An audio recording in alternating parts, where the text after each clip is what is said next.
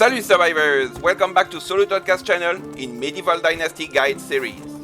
During early access, I made numerous video guides on several topics and game mechanics. The game is now about to be released out of early access, and I got excited to begin a new adventure, to usher in a new dynasty back to life, in an all-new village. With this in mind, I decided to reflect on my previous games and videos, then summarize what are, in essence, the most useful tips for players to get started with the game.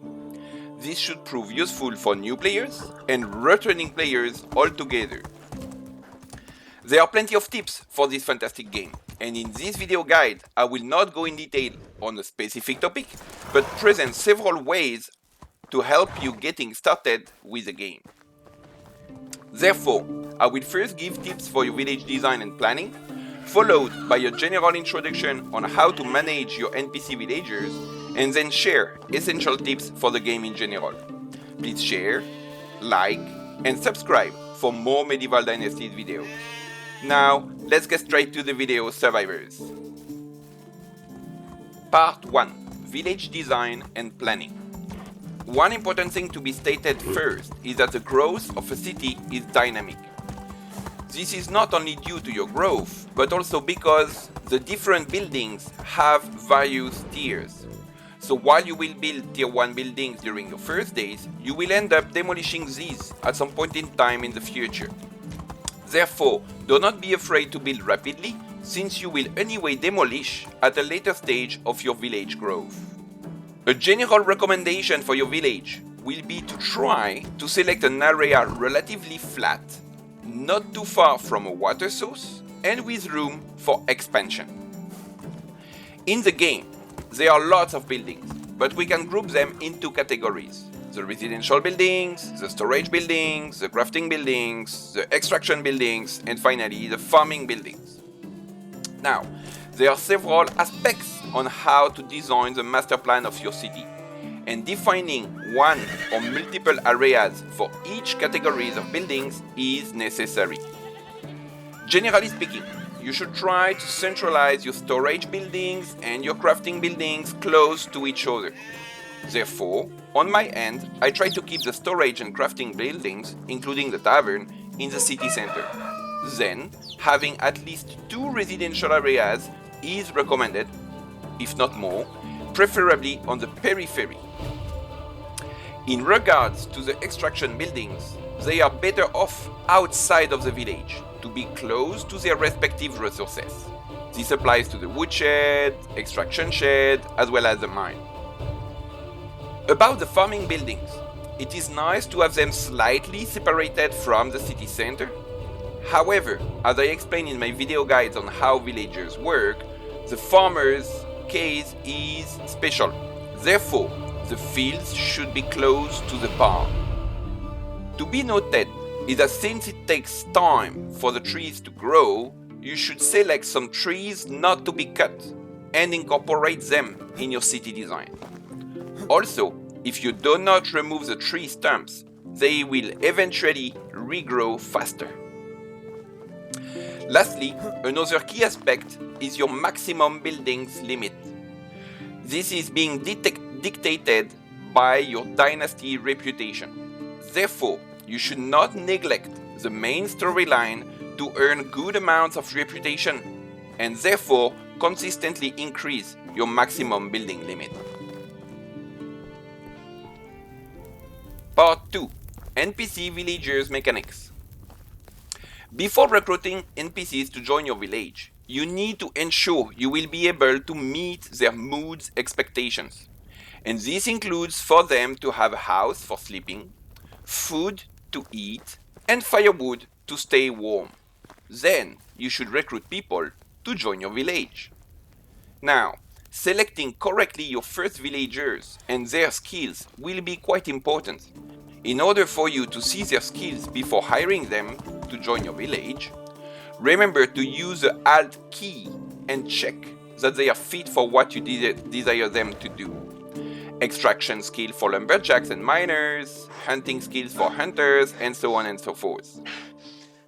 There are NPCs for multiple tasks, And in order for them to carry out these tasks, they need to be associated with a specific building.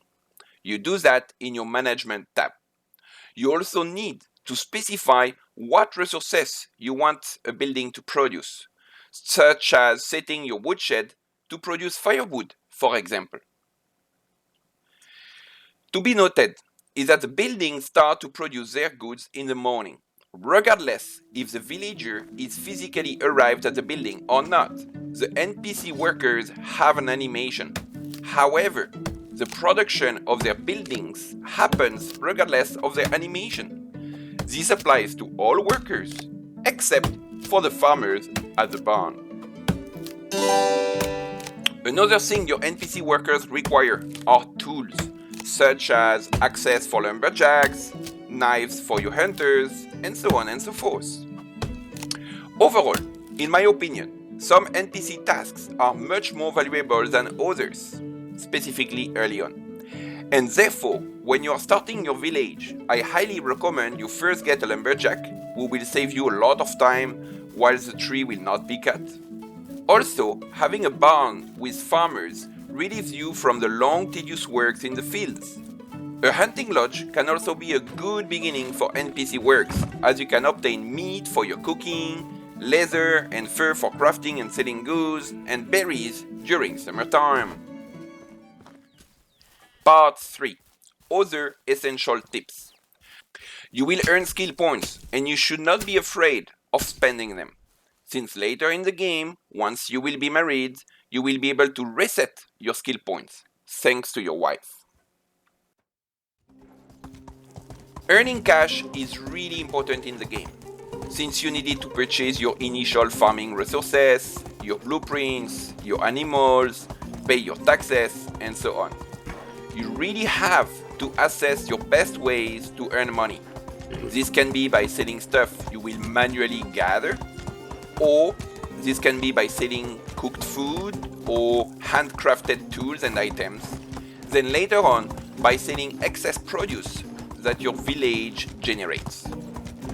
You also have the option of stealing goods or harvesting by night village fields at the risk of losing dynasty reputation. But this is up to you on how to grow your dynasty. Managing and taking care of fields is taking quite some time and is an expensive investment early on, but this is really worth it. So here I will share some suggestions. Early on, you should consider investing into cabbage seeds, as this can be planted twice a year and the produce, cabbage, can be cooked with meat into a potage. And this potage can provide good food for your villagers and at the same time can be sold for a good amount of money.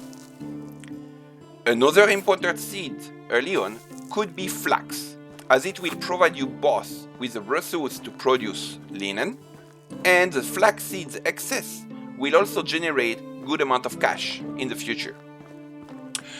Oat and rye grains will both be important since they will be ingredients to craft animal feed.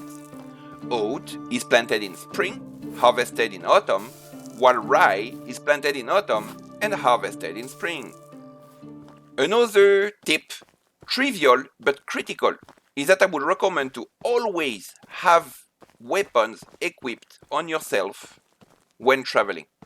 You will be under attack, and never forget the lifesaver spears and bows. Lastly, it is important to know that every action you and your NPC villagers do provides technology points. And these points are important to unlock new blueprints in the future. Therefore, it is recommended to practice different activities to generate points in every technological category to eventually unlock all possible blueprints the game has to offer. I hope these tips will be helpful for starting your village so you can embark on the fantastic journey of your successful dynasty. For more in-depth video guides on specific topics, I invite you to watch my other guides. To mention a few, I created some videos about farming, some explaining how your villagers work, or others dedicated on important game starting tips. You can refer to the playlist to pick the guide you wish to watch.